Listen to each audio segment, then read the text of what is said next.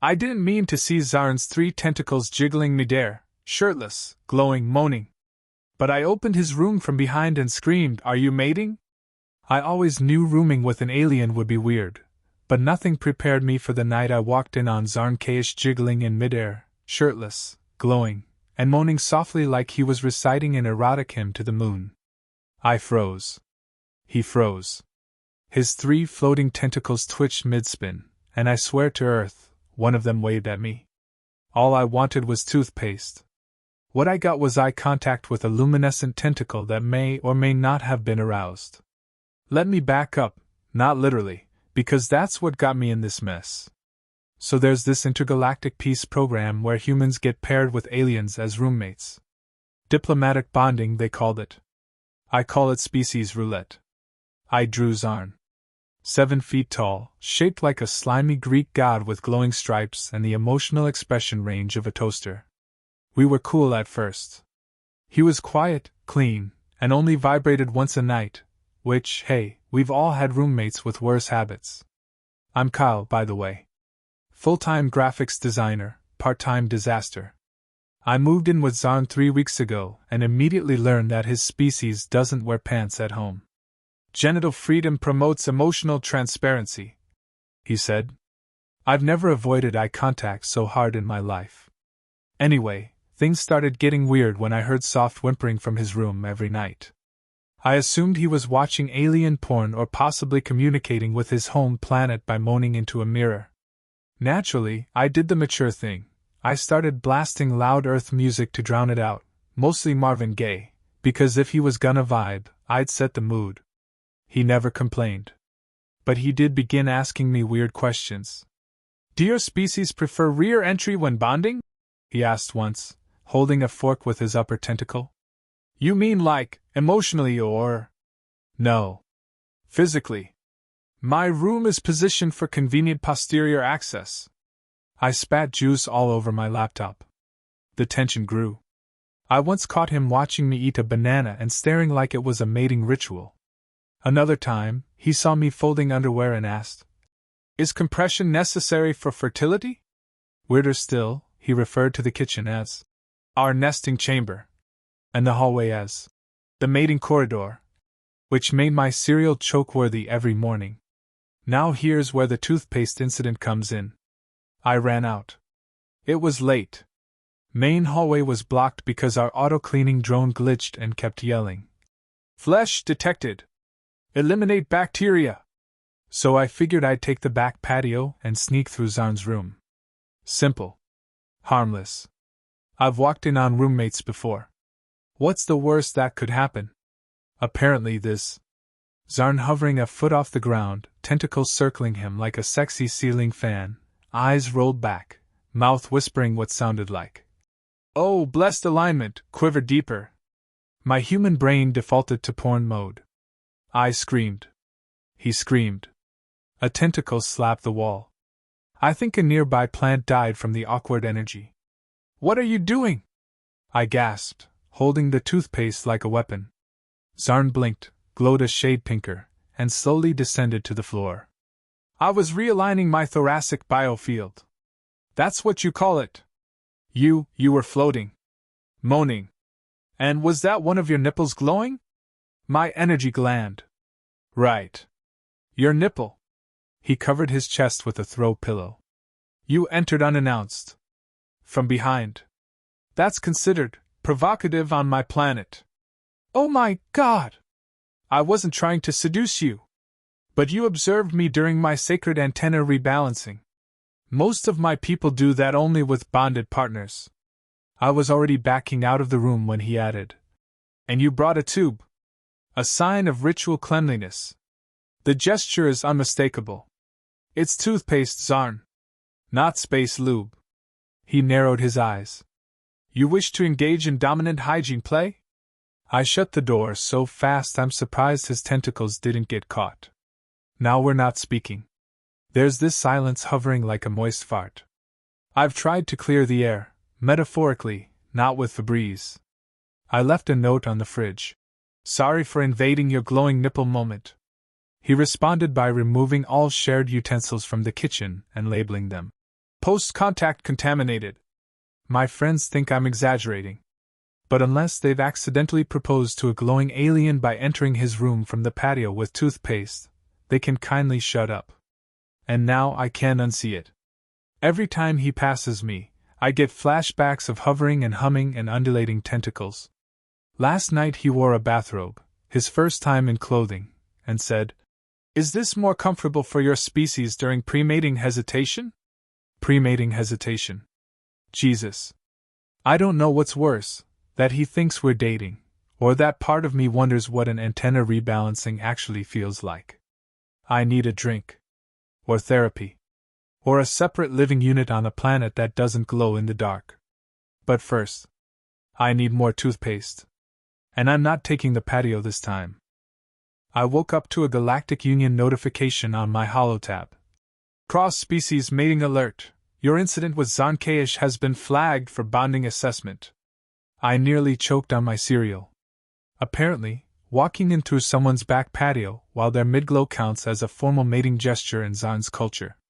Galactic bureaucracy doesn't do accidents, just intentions misfiled under cultural ignorance. I stormed into the kitchen. Zon was sipping fluorescent tea and massaging one of his tentacles like it owed him rent. I slapped the holotab down. "What the hell is this?" He blinked slowly. "Our preliminary bonding request." There was no request. I was retrieving toothpaste. He sipped again. From the rear entrance.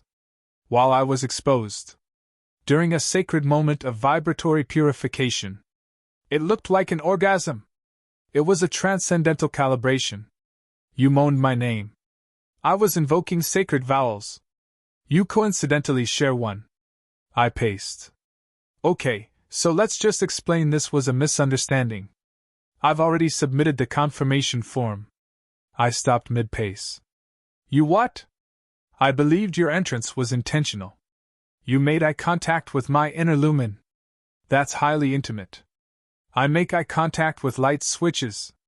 That doesn't mean I want to marry them. He stood, eyes softening. Perhaps Earth customs differ. Do you not bond through shared embarrassment?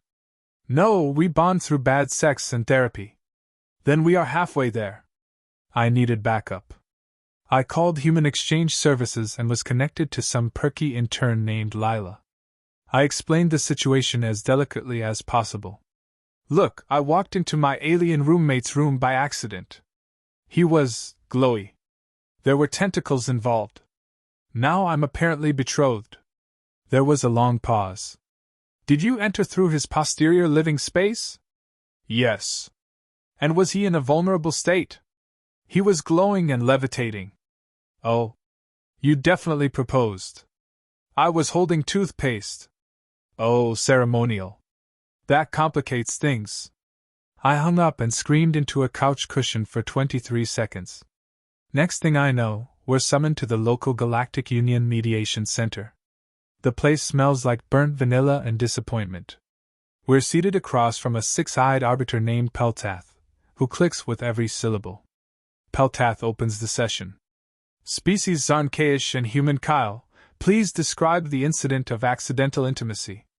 It wasn't intimacy. I blurt. It was a hygiene emergency. Zarn raised a tentacle. He approached my rear with purpose. He carried cleansing tools. He did not avert his eyes from my biocore. That's because it was glowing. I thought you were about to explode. Peltath scribbled something with a slimy stylus. And did the human emit sounds during the incident? Zarn nodded solemnly. He gasped. It was arousing. I was horrified. You trembled. I was traumatized. Your pheromones spiked. Because you were glowing and moaning like a tantric blender. Peltath clicked. This is typical pre-union conflict. Pre-union? No. There's no union. No engagement. I don't even want to see his glowing nipples again. Zarn looked slightly hurt. One of his tentacles drooped. Peltath raised a webbed hand. Due to cultural misalignment, you will undergo compatibility counseling. You may yet become bonded, or remain cohabitants with restricted entry protocols. I slammed my forehead into the table. Can I just get my own apartment? Zarn leaned closer. But we've already shared sacred glances. Must we start over with a stranger? Oh, don't make it sound romantic. I was traumatized, not turned on. You lingered. I tripped over a lava lamp. Back at home, the tension thickened like alien soup. Zarn left pamphlets on my bed. Titles like Understanding Your Human's Rear-Oriented Affection and When Backdoor Means Bonding. I started sleeping on the couch just to avoid accidental engagements. But it got worse. One night, I found a velvet box on the kitchen table. Inside? A tiny glowing ring with a tentacle-shaped design. Zarn, what is this? A neutrality ring. So our proximity no longer triggers mating alerts. Why does it look like an engagement ring? All our rings glow. Yours is just warm. Why is it pulsing? It responds to your heartbeat. A sign of mutual awareness. Zarn. This is a glowing alien mood ring that vibrates when I'm nervous. I can't wear this to work. You will appear mated. No one will approach you. That's not a solution, that's a repellent. But I wore it anyway. Because I had a presentation the next day and the last time someone flirted with me at work, Zarn tried to assert interspecies mating dominance by licking my ear in front of my manager. I can't even explain how HR wrote that up. I thought I could play it cool. Just wait out the paperwork, finish the bonding evaluation, and then move on with my life. But every time I looked at Zarn, I saw the glow, the moaning, the way his antenna twitched when he thought no one was watching. And the worst part? I started to wonder if it had meant something. Which was insane. Right. Still, I couldn't stop wearing the ring. Even when I was alone. Even when it pulsed like a heartbeat every time I thought about the moment. God help me, I was starting to like it. The Galactic Union assigned us a mandatory bonding therapist. Dr. F.L. Rubb. Imagine a psychic jellyfish floating in a glass orb, smelling faintly of wet socks and regret. He communicated in pheromonal waves and vocalized through a squeaky translator that made every word sound like a children's cartoon character giving relationship advice. We were already on edge, and now we had to explain our intimacy incident to a sentient bath sponge. I'm not in love with him, I said immediately. Zarn placed a tentacle gently on his chest. And yet he entered me from behind. Your room! I entered your room! Dr. F.L. Rubb's orb lit up in soft pink. Let us explore that feeling of penetration. I will end myself with a spoon, I muttered. Zarn leaned forward. On my planet, mutual entry and viewing of sacred rituals implies readiness to initiate coupling. I have already adjusted my scent glands to his pheromone profile. You changed your alien cologne based on my sweat? It was statistically optimal. Dr. F.L. Rubb turned purple. This denotes early mating compatibility. I denote early signs of a nervous breakdown. I shot back. We were instructed to do a bonding rehearsal, which is apparently standard galactic protocol for misinterpreted unions. It included a role-play scenario involving a towel, a greeting ritual, and the mutual declaration of safe boundaries. I had to wear a ceremonial sash. Zarn wore a translator headset. Neither of us looked remotely sane. I knocked on a virtual door, holding a neutral object, this time, a spoon instead of toothpaste. Zarn turned around and said confidently, Welcome to my moist entrance, bonded mammal. Dr. F.L. Rubb squeaked. Excellent start. I blinked. Okay, no. You can't call it moist. That is the standard descriptor. Moisture is a sign of welcome. You sound like an alien OnlyFans ad. Zarn looked confused. Is that a title of honor? You know what? Let's just get through the next 10 minutes without another mating innuendo. We failed spectacularly. Every time I tried to talk about boundaries, Zarn replied with lines like, My orifices remain sealed unless your signal reaches my core. And when I asked about sleeping arrangements, he said, I shall remain adjacent unless summoned for night warmth bonding. The man talks like a horny instruction manual. Then came the consensual proximity test. standing within 1 foot of each other while maintaining eye contact for 2 minutes. Easy, I thought. Except Zarn's eyes dilated, his skin flushed teal, and I swear I heard a low rumble from somewhere in his thorax. Are you purring? I am vibrating with anticipation. You're literally glowing. You complete my luminous circuit. I'm going to throw this sash into the sun. But then, something happened. In the quiet that followed, we actually connected. Not like full-on romance novel connection, but the tension shifted. For the first time, Zarn looked genuinely nervous. I have not bonded before, he admitted, softer than usual. My people are taught to seek harmony through chaos. I blinked. You mean, misunderstand everything until it makes sense later? He nodded. Like your Earth relationships. I couldn't argue with that. We left the session with a glowing pink evaluation from Dr. F. Elrub, who said, Your dysfunction harmonizes beautifully. I wasn't sure whether to be flattered or insulted. Zarn looked proud. He gave me a ceremonial forehead tap, which apparently means non-binding affection gesture. It was slimy, but kind of sweet. Later that night, we sat on the couch. We didn't talk much. I sipped a drink. He sipped glowing nectar from a wiggling flask. I asked if he really thought this whole bonding mistake could be something worth salvaging. Do you not feel it? He asked. The vibrational compatibility? You mean the constant anxiety and accidental erections? Yes. Yeah. I feel it. Zarn adjusted his sash and stared at me, dead serious. If you ever enter me from behind again, please bring a gift. Like toothpaste? He nodded solemnly. Or lubricant. I laughed harder than I had in weeks.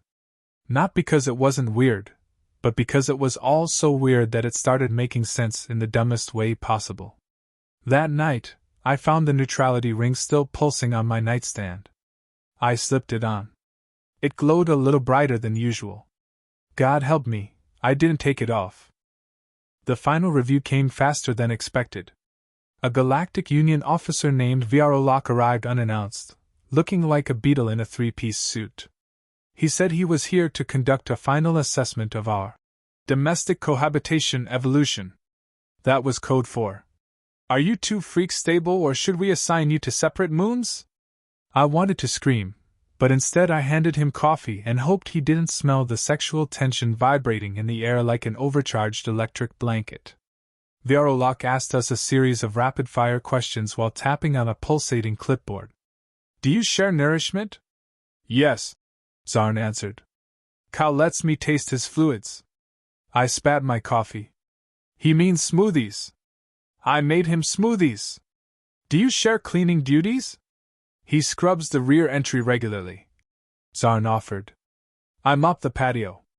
It's a patio, not a rectum. Do you engage in nightly bonding? No, I said. Yes, Zarn said at the same time. Viarolok paused. Clarify. Zarn cleared his throat. We watch reality television. Together. That's not bonding. I snapped. Zarn tilted his head. You laughed when I cried over love and lasers. That's because you sobbed when the robot didn't get the rose. It was a betrayal of mechanical affection. Viarolok scribbled something down and marked us as pending alignment. We had 24 hours to decide if we'd formalize the bond or dissolve it through mutual disengagement rituals. I thought about running. I thought about faking my own death. But mostly, I thought about how the hell I went from needing toothpaste to having a space boyfriend without ever officially agreeing to it. Zarn seemed distant that night. He didn't vibrate once. No glow. No moans. He just stared out the window at Earth's moon like he was trying to decode it. Finally, he spoke. If you disengage, I will accept it. I blinked. That's surprisingly mature of you. My people are taught not to clutch those who flee. I'm not fleeing. I'm just adjusting. He turned to face me. Have I caused discomfort? You mean aside from misinterpreting my entrance as a proposal, licking my ear in public, and making me wear a vibrating alien ring? No. It's been great. He nodded solemnly. I hoped you would say that. I sat beside him, quiet for a minute. You know, I could have had a normal roommate. Someone boring. Someone who doesn't hum during grooming. You've seen me at my most radiant. I've seen your glowing nipples, Zarn. There's no going back from that. He smiled. Then let us not go back. We both knew what that meant. The next morning, we signed the damn papers. Bonded domestic cohabitants, experimental TIR. That was our official status. It sounded clinical. It felt insane. But when I looked over and saw Zarn trying to adjust his sash again, muttering about rear orientation optimization, I realized something terrifying. I liked him. Not in the flowers and hand-holding way. But in the, you're a complete nightmare but you're my nightmare kind of way. That evening, we opened a bottle of glowing nectar wine and toasted to our absolute disaster of a union. Zarn tried to kiss me with his forehead. I flinched. He apologized. I kissed his cheek instead. It tingled. Not bad. We watched Love and Lasers again. He cried when the robot proposed. I didn't even tease him. And then, without ceremony, I asked the question I'd been avoiding. So, does this mean we're a thing now? Zarn raised a glowing eyebrow. Define thing. Like partners. Boyfriends. Cosmic roommates with benefits? He nodded. You may refer to me as your interspecies consensual life complication. That's the sexiest thing anyone's ever called me. He leaned closer. If you wish to engage in celebratory bonding, I have prepared lubricants and interpretive dance. You had me at lubricant. We didn't make it to the dance part. There was a lot of fumbling. Some awkward noises. A glowing stain on my couch I still can't explain. But it was perfect, in the most ridiculous way possible. The next morning, I woke up to another Galactic Union alert. Congratulations on your successful bonding. As a bonded unit, your relationship will now be monitored for stability, reproduction potential, and content virality. Attached was a video titled, Human Enters from Behind, Surprises Made During Sacred Ritual. It had 2.3 million views. I nearly fainted. Zarn walked in holding breakfast and wearing nothing but his sash. You're trending. I buried my face in my hands. We're a meme, aren't we? An inspiration. Zarn? Yes? Next time I enter your room from behind, lock the damn door. No promises. And that was how I accidentally became the poster child for intergalactic rear-entry romance. Would I change anything? Not a damn thing.